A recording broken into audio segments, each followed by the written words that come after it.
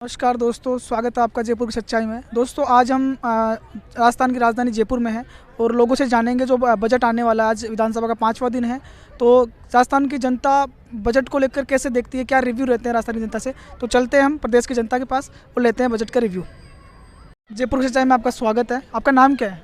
मेरा नाम रजत मथुरिया। आपका स्वागत है। मैं आपसे पूछना चाहता हूँ, अभी जो बजट आ रहा है राजस्थान सरकार का 23 फरवरी को, उसको लेकर आपके क्या व्यूज़ हैं, क्या कहना चाहेंगे बजट के ऊपर?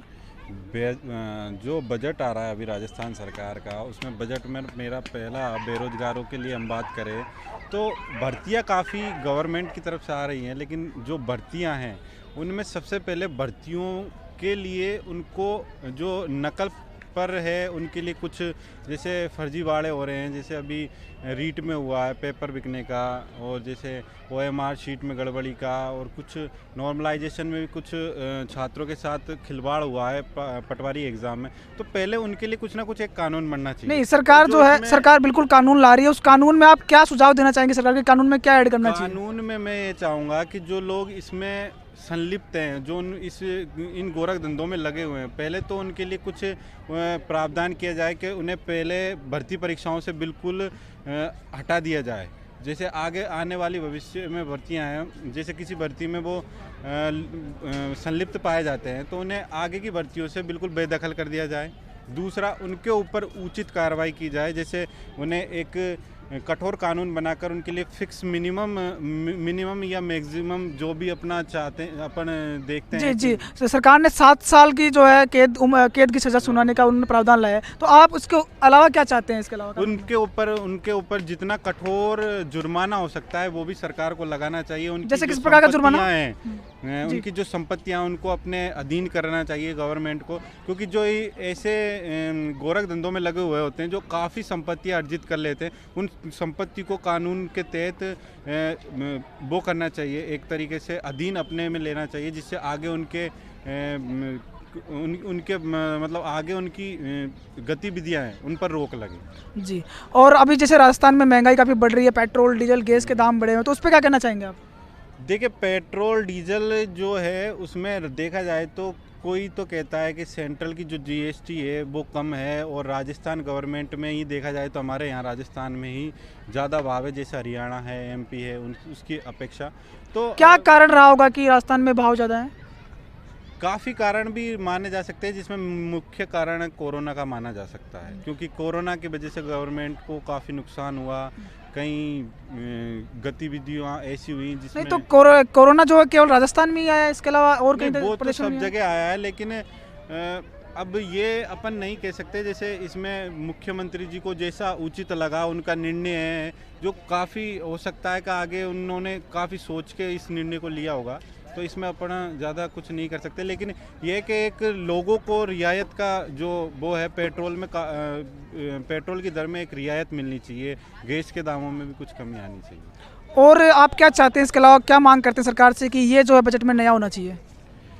बजट में किसानों के लिए हर बार उनके जो भविष्य के लिए बात की जाती है, लेकिन ऐसा कुछ मतलब हो नहीं पाता। जैसे अभी बीच में अभी देखा गया है यूरिया की किल्लत काफ़ी थी, तो उसमें काफ़ी गोरखबाजी काला बाजारी हुई है यूरिया की।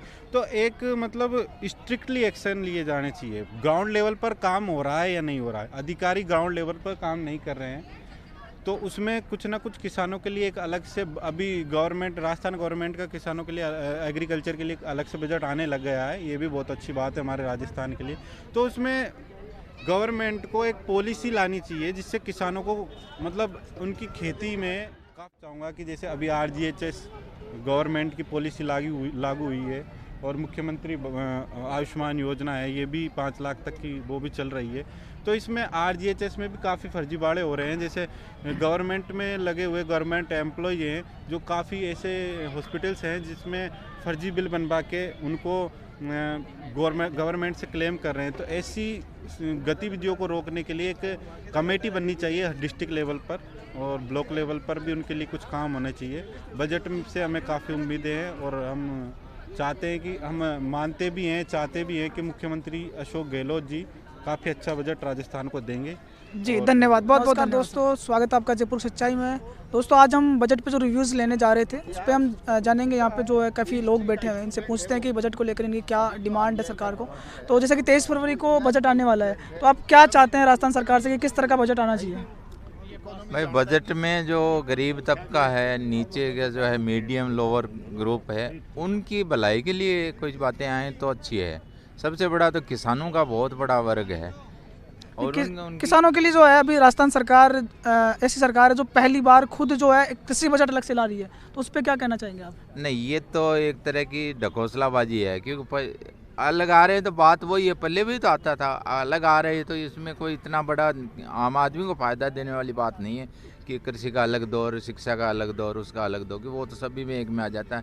लेकिन जब अलग आ रहा है तो कुछ अलोकेशन अलग होगा, पैसा बढ़ा के देंगे तो कोई अलग बात है।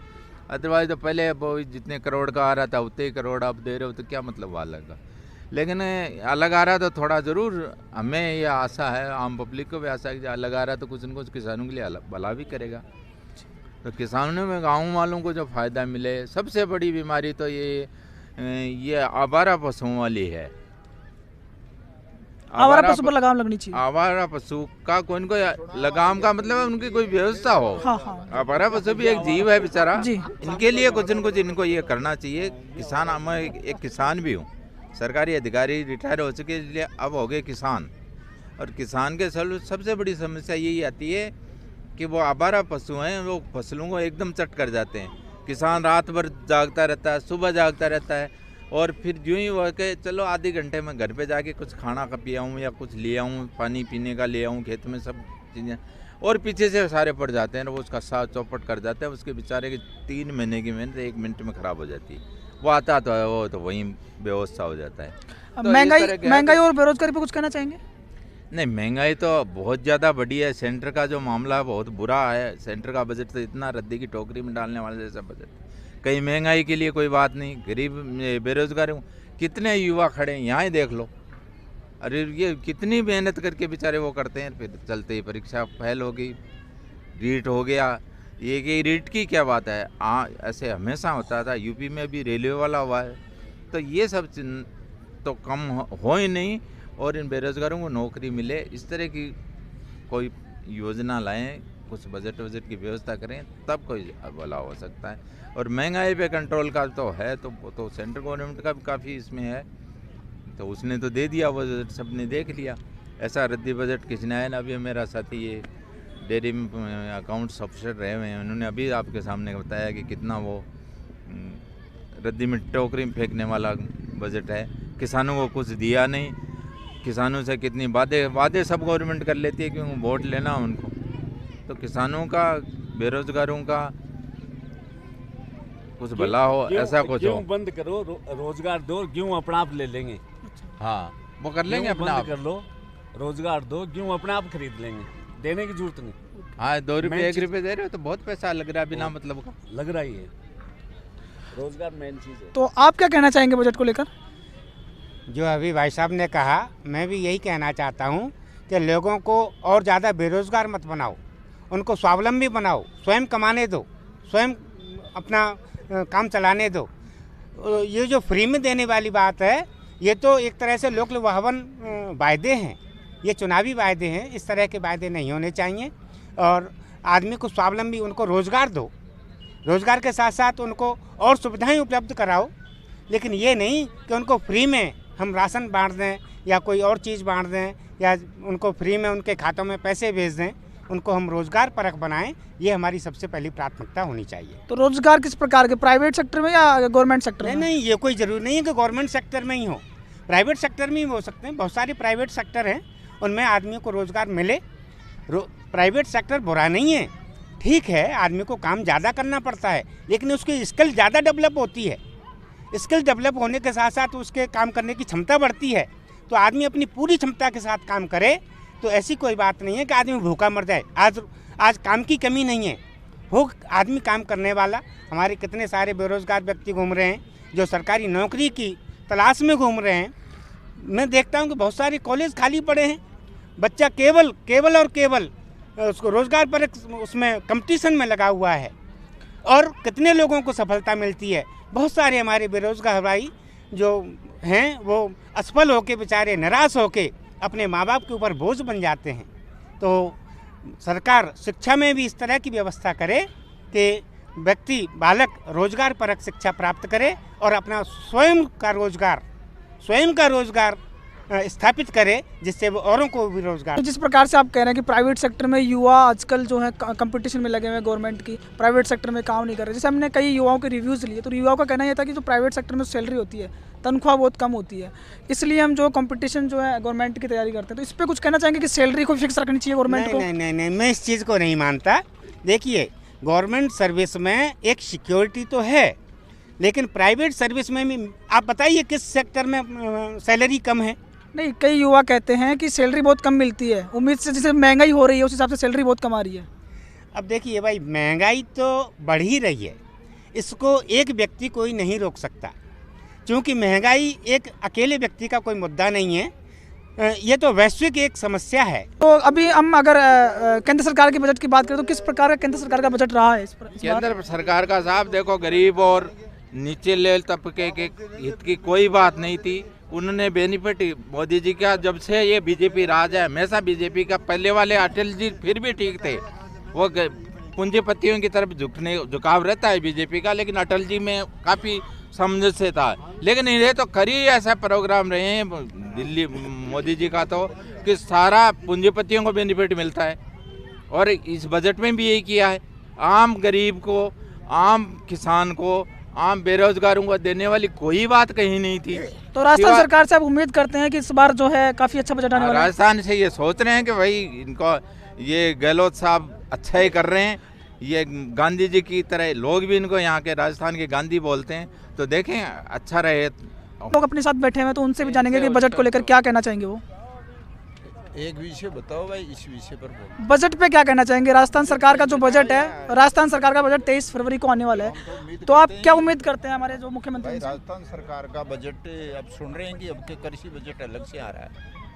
यदि कृषि बजट पहली बार अलग से आएगा, अब वो आएगा, पेश होगा, जब हम उसकी स्टडी करेंगे कि भाई वो अलग से कृषि बजट है तो उसमें क्या क्या प्रोविजंस किए हैं, क्या क्या किसानों को लाभ पहुंचाया है, क्या आप मांग करते हैं, क्या मांग करते हैं? एमएसपी के लिए क्या प्रोविजंस किए हैं। और मैं ये दावे से कह सकता हूँ, ये 23 फसलें ऐसी है जो राजस्थान में सर्वाधिक एमएसपी के लिए 23 फसलें हैं। टोटल तो 25 है, उसमें 2 फसलों को छोड़कर गन्ना और चावल यहाँ नहीं होता है, कोटा बाकी सारी होती हैं। बाकी 23 फसलें ऐसी है जो राजस्थान एक शुष्क प्रदेश है, उसमें मोटा अनाज जिसको बोलते हैं, उसमें एमएसपी यदि ये सरकार लागू करती है और उसकी गारंटी राजस्थान सरकार खरीदने की व्यवस्था करती है, तो ये सरकार रिपीट भी हो सकती है वापस, अदरवाइज रिपीट नहीं होगी सरकार। अच्छा, तो कृषि बजट में एमएसपी अगर लागू करती है तो ये सरकार वापस बन सकती है? मुद्दा है किसानों, आवारा पशु और एमएसपी, दो किसानों के लिए दो ही समस्याएं मोटी हैं। जिसको एमएसपी कहते हैं वो सरकार लागू करेगी तो सरकार रिपीट होगी, जैसे 2024 में बैंड बज जाएगा मोदी सरकार। अच्छा जी, अच्छा जी। तो क्या एमएसपी, केवल एमएसपी से ही सरकार भी रिपीट होगी और कोई मुद्दे नहीं होने चाहिए? नहीं, और कोई मुद्दे बताओ आप कौन? जैसे बेरोजगारी है, महंगाई जो बढ़ रही है, शुरुआती के इतिहास तोड़ दिया। और बेरोजगारी इसलिए मोदी जी क्या देश को बेचने में लग रहे हैं? महंगाई की तो मोदी जी राजस्थान तो गवर्नमेंट का इस देश को बर्बाद करके जाएंगे। रेलवे बेच रहे हैं, LIC बेच दी, हवाई अड्डे बेच दिए, वैकेंसी निकलेगी कहीं में? सिर्फ आर्म्ड फोर्सेज जो है, अर्धसैनिक बलों में वैकेंसी रही है, उनमें भी मैक्सिमम ऑफिसर्स के और कांस्टेबलों के पद खाली हैं जो मोदी सरकार द्वारा नहीं भरे जा रहे हैं। और तो बाकी वैकेंसी कहाँ? रेलवे को बेच रहे हैं। कौन सी ऐसी सरकारी संस्थाएं हैं जिनको नहीं बेचा जा रहा है? बेचने से काम थोड़ी चलेगा, और कोडियों में बेच रहे।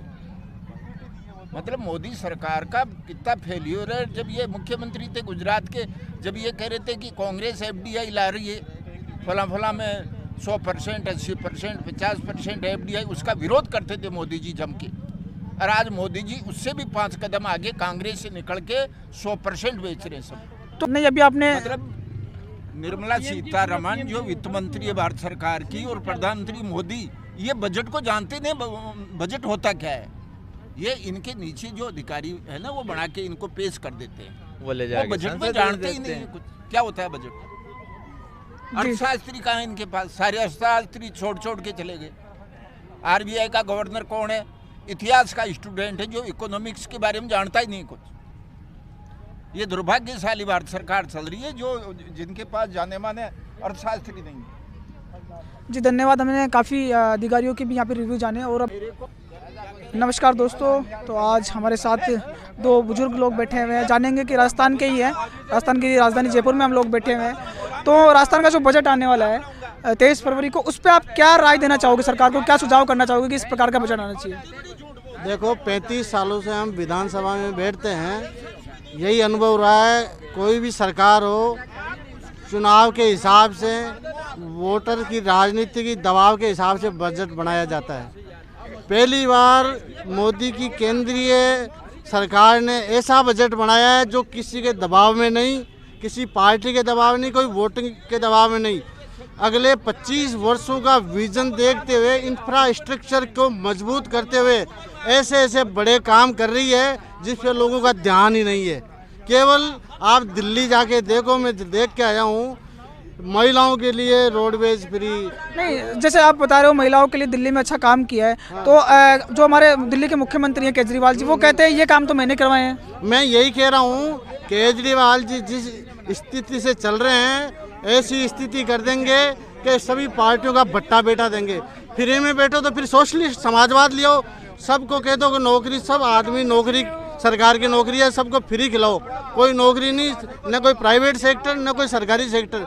ये फ्री का काम कब तक चलता रहेगा? केजरीवाल जी इस जगह चल रहे हैं, जबकि केंद्र सरकार जो आज मोदी जी की चल रही है वो इस देश को बहुत लंबी दूरी के हिसाब से इंफ्रास्ट्रक्चर का जाल बिछा रही है। उसको कोई देखना नहीं चाहता, विकास को कोई देखना नहीं चाहता। केवल प्रेजुडिस होके लोग अपनी अपनी प्रतिक्रियाएं कर रहे हैं। असलियत में जाके जैसे कि आप कह रहे हैं कि इंफ्रास्ट्रक्चर बहुत अच्छा तैयार किया है देश के लिए मोदी जी ने, तो मैं पहुंचना चाहता हूं कि जब महंगाई जो देश में बढ़ रही है, बेरोजगारी बढ़ रही है, और भी काफ़ी चीज़ें हैं, ये देश को आगे लेके जाएगी? महंगाई तो शुरू से रही है और अंतर्राष्ट्रीय स्तर पे आज मैं कल भी देखा है, अमेरिका की स्थिति यह है जो विश्व शक्ति है, वहाँ भयंकर महंगाई स्थिति है। ये डेवलपमेंट के साथ ये चलेगा। इसको आगे जाके जब इंफ्रास्ट्रक्चर बढ़ेंगे, रोजगार बढ़ेंगे, उसका साइड इफेक्ट भी तो देखो, उसको कोई देखना ही नहीं चाहता। अब ये तो दूरगामी परिणाम आएंगे। आज इसको कोई देखना ही नहीं चाहता, राजनीतिक दृष्टि से विरोध करते हैं, ये फलाना ये फलाना। राजस्थान के बजट पे क्या कहना चाहिए? क्या सरकार से मांग करते हैं आप? चुनाव आ रहे हैं, उसी हिसाब से लोग लुभावना बजट आएगा। और क्या है, हमेशा आता रहता है, बजट में कोई बात नहीं है। चुनावों को देखते हुए सरकार जो है उस हिसाब से बजट निकालेगी, वही आएगा, उसमें कोई फर्क नहीं आएगा। आज तक आता रहा है।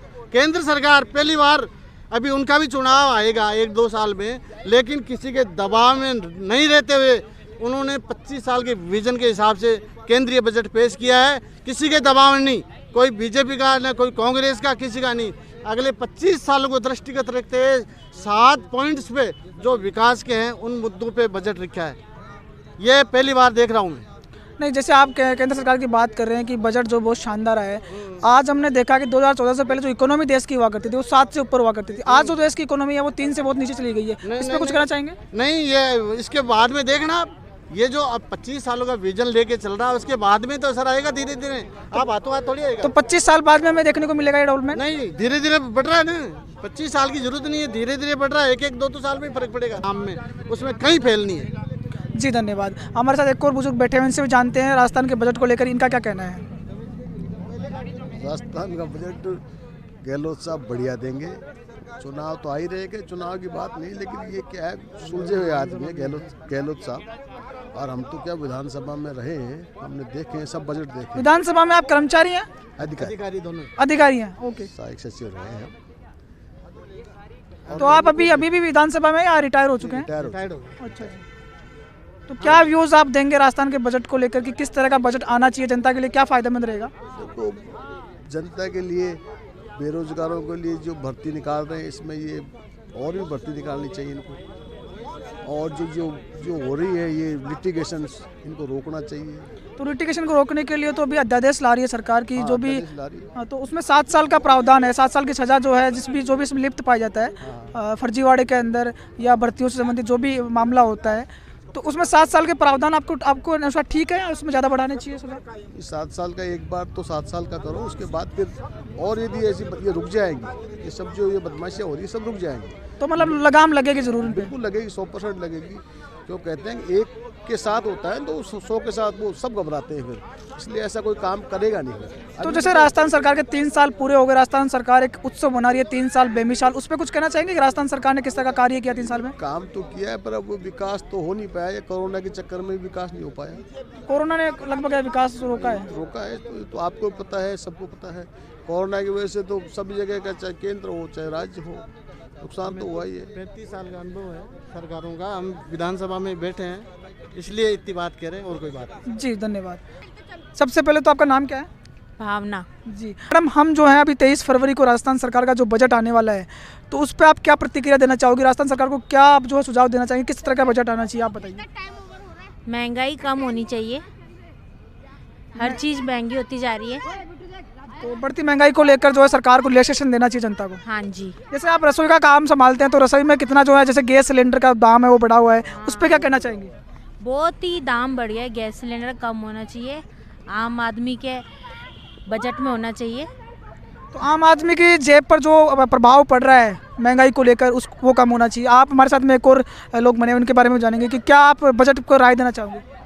हम ये राय देना चाहेंगे कि गरीब आदमी तो खरीद नहीं सकता सिलेंडर, और है ना सर्विस वाले तो फिर भी खरीद ले, अब वो भूखा मरेगा क्या? जैसे मोदी जी ने उज्ज्वला योजना के तहत काफ़ी सिलेंडर बांटे, उस पर क्या कहना चाहोगे? उस सिलेंडर बांट दिए, भरने के लिए पैसे होने चाहिए, ये होना चाहिए नहीं होना चाहिए?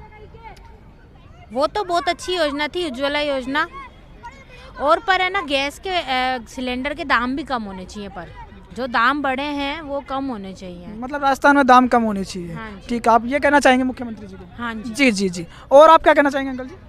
हम ये कहना चाहेंगे कि है ना महंगाई की मार बहुत बढ़ रही है, और ये गरीबों पे बहुत ज़्यादा फर्क पड़ रहा है, गरीबों तो खरीद ही नहीं सकते। अत्याचार मतलब गरीबों पे हो रहा है एक तरह से महंगाई का? गरीबों पर अत्याचार हो रहा है। तो इसका एक बड़ा कारण कोरोना बताया जा रहा है, कोरोना की वजह से महंगाई बढ़ी है, क्योंकि सरकारी जो कहती है कोरोना जो आ गया उससे बहुत ज़्यादा महंगाई बढ़ गई, हमारे पास इंफ्रास्ट्रक्चर बिगड़ गए, इकोनॉमिकल कंडीशन हमारे ख़राब हो गए, इसको लेकर कुछ कहेंगे? या सरकार कुछ कर रही है, महंगाई बढ़ा रही है खुद ही? सरकारी तो बढ़ा रही है, और कौन बढ़ा रहा है? सरकार तो कोरोना को दोष दे रही है कि कोरोना ने महंगाई बढ़ाई है। कोरोना का क्या कसूर है? हरी बीमारी तो चलती रहती है जो भुगत रहे हैं। और बेरोजगारी पे क्या कहना चाहेंगे? जैसे आज युवा जो पढ़ लिख कर भी बेरोजगार है, कोई काम उनके पास नहीं बचा हुआ है, अगर काम कर भी रहे हैं प्राइवेट सेक्टर में तो सैलरी बहुत कम मिल रही है, जिस हिसाब से महंगाई बढ़ रही है उस हिसाब से सैलरी मिलनी चाहिए, नहीं मिलनी चाहिए? सैलरी वैसे तो ठीक ठाक मिलनी चाहिए, बहुत कम मिलती है। मिनिमम सैलरी कितनी होनी चाहिए कि इतनी सैलरी तो मिलनी ही मिलनी चाहिए प्राइवेट सेक्टर के अंदर? और 10-15 हज़ार तो मिलनी चाहिए कम से कम। 10-15 हज़ार मिनिमम सैलरी होनी चाहिए। हाँ। तो मैम आप कुछ कहना चाहेंगी इस पर कि महंगाई जो बढ़ रही है, अब जैसे कि प्राइवेट सेक्टर में भी मान लो कि बेरोजगारी बढ़ी हुई है, लोग जो है सरकारी नौकरी की तैयारी करते हैं, उसमें भी कई असफल हो जाते हैं, तो वो प्राइवेट जॉब उनको करनी पड़ती है, और जिस तरह से महंगाई बढ़ रही है तो प्राइवेट जॉब में भी सैलरी काफ़ी कम मिलती है, उसको लेकर कुछ कहना चाहेंगे? ऑनलाइन सबसे पहले बंद होना चाहिए, ऑनलाइन की वजह से बहुत ज़्यादा इफेक्ट हुआ है बाज़ार को, मार्केट बहुत ज़्यादा डाउन हो गया ऑनलाइन की वजह से। जी, अभी केंद्र सरकार का जो बजट आया है, केंद्र सरकार ने यही कहा है कि जो भी अब डिजिटलाइजेशन किया जाना चाहिए, पूरी तरह से डिजिटल किया जाना चाहिए, उसको लेकर आप कहना चाहेंगे कि केंद्र सरकार तो ये चाहती है कि डिजिटल होना चाहिए इंडिया, पूरी तरह से जो है ऑनलाइन पेमेंट होनी चाहिए, इसको लेकर काफ़ी जोर अब की बार 1 फरवरी को जो केंद्र सरकार का बजट आया है उस पर दिया गया है, तो उस पर कुछ कहना चाहेंगे? पूरी तरह से ऑनलाइन तो देखो हो भी नहीं सकता है कि हर चीज़ ऑनलाइन ही हो जाए, इम्पॉसिबल है ये तो, पर जो ऑनलाइन मार्केट है, ऑनलाइन मार्केटिंग है, सब अमेज़न जो भी फ्लिपकार्ट है, ये थोड़ा कम होना चाहिए, मार्केट में बहुत ज़्यादा अफेक्ट हो रहा है इसकी वजह से। सरकार का बजट आ रहा है, तो राजस्थान सरकार के बजट पर आप क्या कहना चाहते हैं? बजट के लिए यही है कि सर युवाओं के लिए इसमें थोड़ा ध्यान रखा जाए, जैसे ये कोरोना के बाद या कोरोना के टाइम में स्थिति काफ़ी ख़राब रही है, तो इसमें युवाओं के लिए तो ये है कि रोज़गार की ज़्यादा से ज़्यादा व्यवस्था की जाए, और उनको रोजगार की किस प्रकार के रोजगार की व्यवस्था की जानी चाहिए? जैसे कि सरकारी नौकरी होनी चाहिए या प्राइवेट नौकरी के रोजगार पैदा करनी चाहिए? एक युवा के लिए तो, पढ़े लिखे के लिए तो सरकारी प्राथमिकता है पहले। तो अगर सरकार के पास इतना इंफ्रास्ट्रक्चर तैयार नहीं है, उसके बावजूद भी सरकार को ज़्यादा से ज़्यादा रोजगार लेने चाहिए? बिल्कुल, इसमें प्राइवेट सेक्टर में भी करना चाहिए व्यवस्था। प्राइवेट सेक्टर में जैसे कि हम सुनते हैं, काफ़ी युवा कहते हैं कि सैलरी बहुत कम होती है, सैलरी को लेकर बहुत इश्यूज होते हैं और महंगाई इस कदर बढ़ रही है कि जो है आसमान छू रही है। तो इसको लेकर जो एक सैलरी होनी चाहिए प्राइवेट सेक्टर में, सरकार को एक मिनिमम सैलरी फिक्स करनी चाहिए। आप क्या कहना चाहेंगे इस मिनिमम सैलरी? मैं ये बता रहा हूँ पहले तो, जैसे अपने पूरे कंट्री की बात करें तो अपनी राजस्थान सरकार ने कोरोना मैनेजमेंट ठीक तरह से किया है और राज्यों की सरकारों से। और इसमें जैसे ये रीट का है मामला, इसमें जैसे फर्जीवाड़ा पकड़ा है, तो इस अनुसार भी गवर्नमेंट बढ़िया आगे इसके लिए कानून भी लेकर आ रही है।